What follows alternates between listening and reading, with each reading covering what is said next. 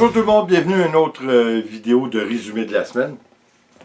En fait, compte cette semaine, j'avais mille et un sujets à vouloir discuter avec vous. Puis en final, savez-vous, je ne sais pas si c'est de la mélancolie, hein, parce que la semaine dernière, on a parlé avec le jour du souvenir, on a parlé d'une certaine époque, on a parlé aussi du noyau familial qui se dessert avec les années et les époques.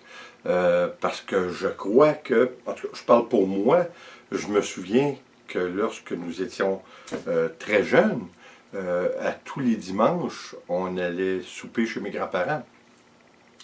J'ai été quand même privilégié parce que j'avais mes deux sets de grands-parents. J'avais mes parents côté maternel et côté paternel.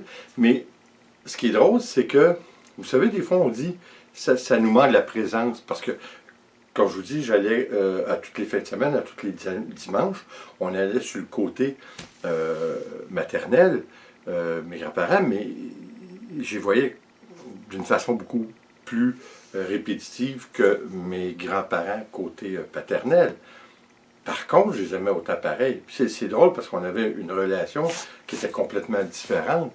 Mais vous savez, à un moment donné, à force d'y voir souvent, il y a une question d'habitude ou qui s'installe, je ne sais pas trop quoi, là, mais un laisser-aller, je ne sais pas, mais avec mes grands-parents paternels, ce que je vous avais déjà conté, mon grand-père Jobin, d'ailleurs, était tout un moineau, comme on dit ici, tout le monde l'appelait papa. Il avait toujours sa petite casquette de capitaine, il avait sa canne, mais sa canne était vide, et puis il mettait de la boisson dedans. Alors, c'était tout... il jouait de la musique. J'ai été élevé vraiment dans la musique parce que c'est drôle parce que ma grand-mère maternelle, elle jouait du piano. C'est drôle, je n'avais pas pris. Puis, mon Dieu, que ma grand-mère maternelle, qui a été comme une deuxième mère pour moi, elle me disait toujours, elle essayait de m'apprendre le piano. Mon Dieu, qu'elle voulait, mais j'étais une tête de cochon, là. Mon Québécois, je ne voulais pas apprendre. Mon grand-père, par contre, paternel, lui, il travaillait le bois, il faisait de la musique lui aussi, il faisait de l'accordéon surtout, et puis c'était un bon vivant.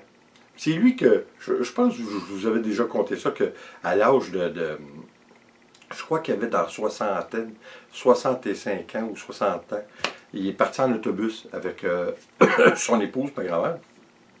Il avait seulement 500 $ dans les poches, il ne parlait pas un mot d'anglais, il décide de s'en aller en Floride. C'était tout un voyage, là on parle, là, on retourne à la fin des années 60.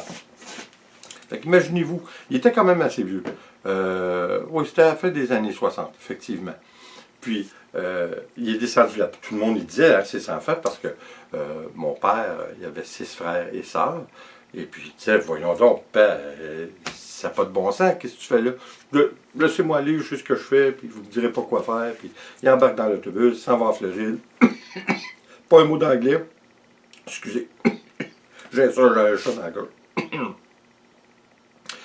Puis, une fois arrivé là-bas, encore une fois, il ne parlait pas un mot d'anglais, il faisait signe. Il arrêtait d'un motel, puis il faisait signe. Pour travailler, ben, il a été engagé partout.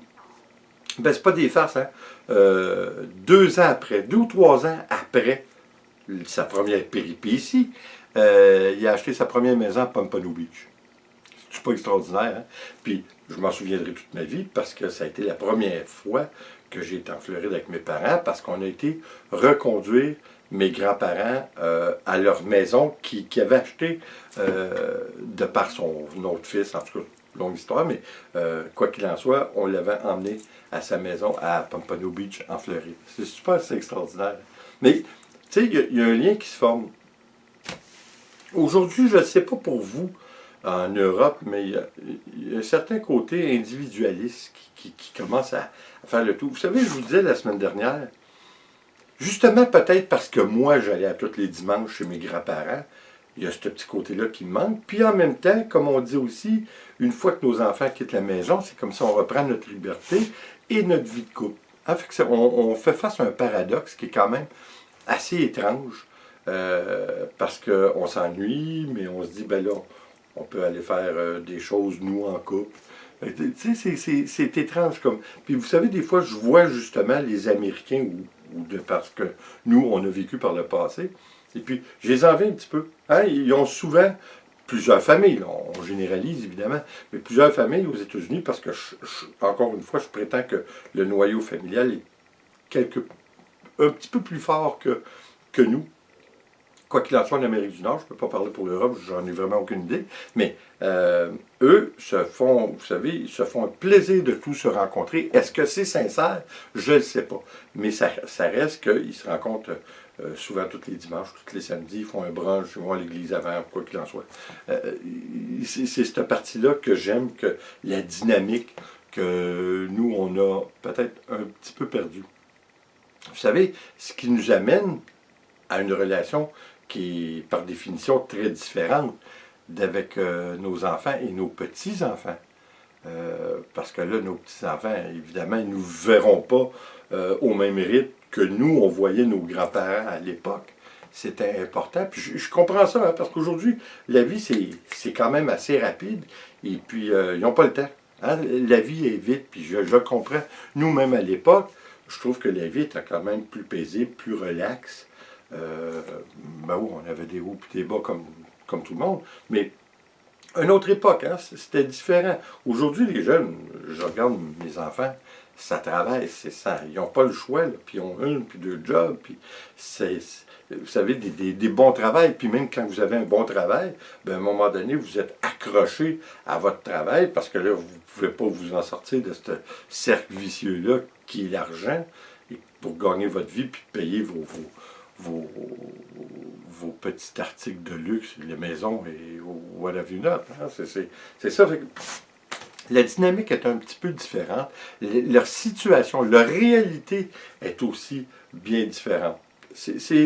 On le comprend, hein? On le comprend, puis comme on a déjà dit, on ne peut pas vivre par le passé. Mais ça nous emmène pareil à certaines dynamiques que malheureusement nos petits-enfants, nous, vivront peut-être, ben pas peut-être, vivront probablement pas, parce que nous aussi, on a changé avec les années. C'est drôle par contre, hein? On regarde, puis je regardais, là, j'espère qu'il ne regardera pas cette vidéo-là, là, mon comptable.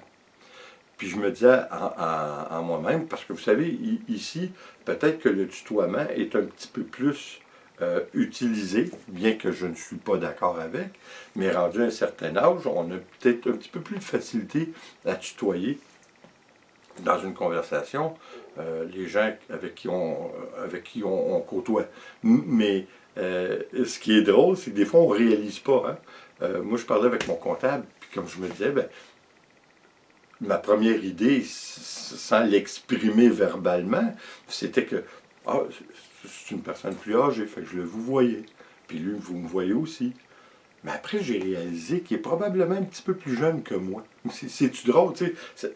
Ça ne garantit rien, puis ça fait pas de la situation qu'on est obligé de tutoyer, mais vous voyez ce que je veux dire, c'est qu'on ne réalise pas comment le temps avance, puis comment le temps passe, puis à quel point que ça change notre réalité puis celle des autres, puis notre perception aussi, hein?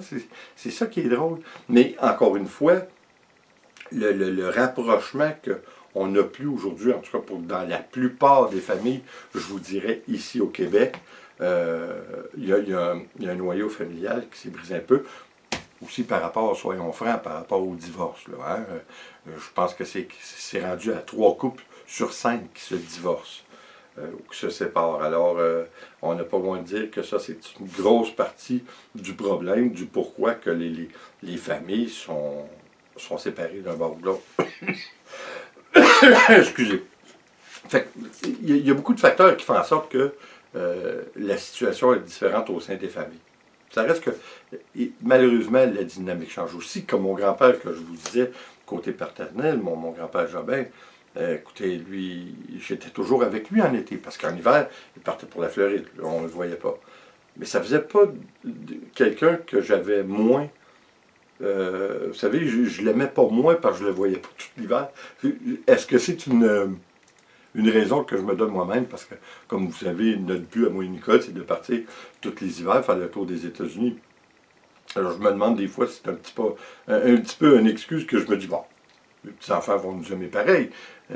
Juste à regarder la relation avec mon grand-père. C'est peut-être une excuse que je me donne ou une raison, mais quoi qu'il en soit, c'est vrai par contre. La relation avec mon grand-père écoutez, on était des amis, là. On avait des chicanes ensemble, là. On avait des arguments, puis comme des enfants, des fois on se parlait pas pendant 2, 3 jours, aller voir une semaine, parce qu'on était en chicane. La dynamique était belle. J'ai eu une vraiment belle relation avec mes 2 sets de grands-parents.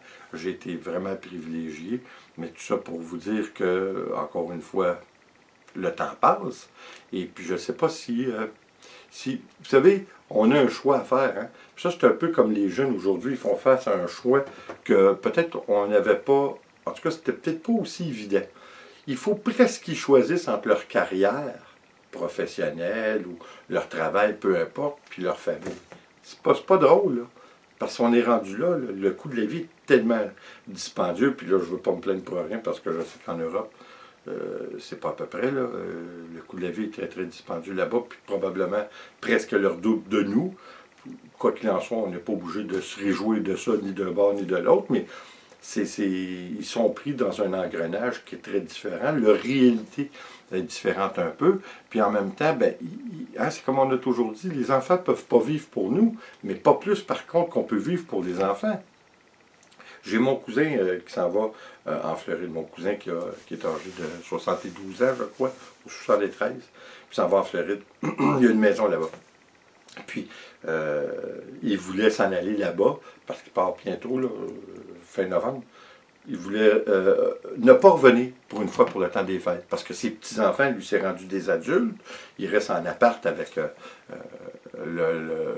leur chum, leur blonde, mais sa fille, une de ses filles, elle dit, ben là, je trouve ça plate, c'est-tu drôle que... Mais en même temps, je me dis, avec la technologie qu'on a, puis Skype de ce monde, et puis tout ça, que c'est moins pire un peu. On peut se permettre de partir, puis en quelque part, on le mérite aussi, parce que justement, le temps passe assez vite qu'il faut profiter. Vous savez, c'est comme comme vous savez, l'an prochain, pour 2019, on s'en va en Europe pour 4 semaines. Je pense que mes enfants, ça ne les dérange pas trop. Ma fille, elle trouve ça un petit peu plus dur. Elle est plus proche de nous. Puis elle, on la voit toutes les fins de semaine. Fait que ça c'est bien. Mes 2 garçons, ben, je veux dire, ils ont leur vie, puis c'est correct. Ils font leurs petites affaires, puis ils ont des activités, ils ont des amis qu'ils voient. Puis c'est sûr qu'on s'en ennuie, pareil. Mais d'un autre côté, peut-être qu'ils sont en train de nous former à moins, justement, s'ennuyer le temps qu'on va être parti 5 ou 6 mois par année aux États-Unis. Éventuellement, parce que ça aussi, on va le faire d'ici 2 ans avec un campeur motorisé, et puis on va partir à faire le tour des États-Unis pour vous emmener avec. Alors, tout ça pour vous dire que le temps passe, la dynamique, la relation interfamiliale change aussi, puis c'est normal, hein, comme on disait tantôt, oui, je m'ennuie de la réalité que j'ai vécue lorsque j'étais jeune.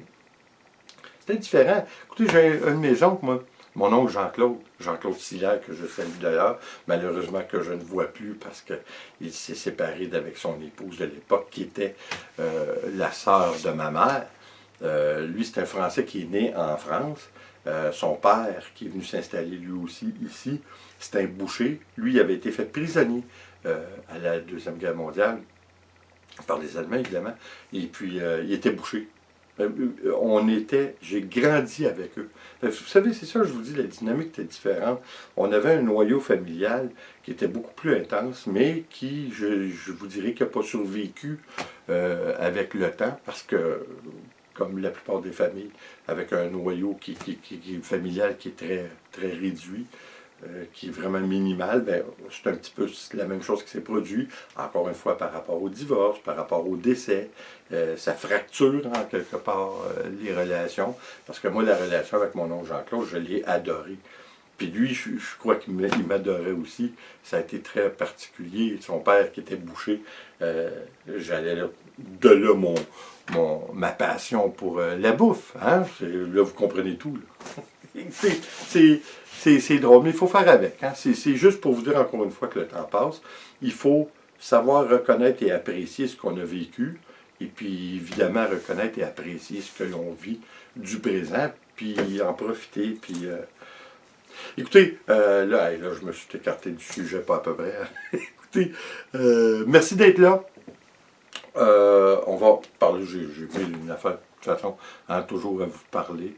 Là-dessus, je vous dis, faites attention à vous. Puis, écoutez, appréciez ce que vous avez. Hein. La famille, c'est important. Puis, peu importe de la façon que ça se fait, même si des fois c'est longue distance, on sait qu'ils sont là. Hein? Puis j'espère qu'ils savent eux aussi, même lorsqu'on ne les voit pas, qu'on est toujours là pour eux. Alors oui, merci d'être là. J'espère que vous allez revenir. Et puis j'ai beaucoup de choses que je vous réserve pour les toits, là, que ça s'en vient sous peu.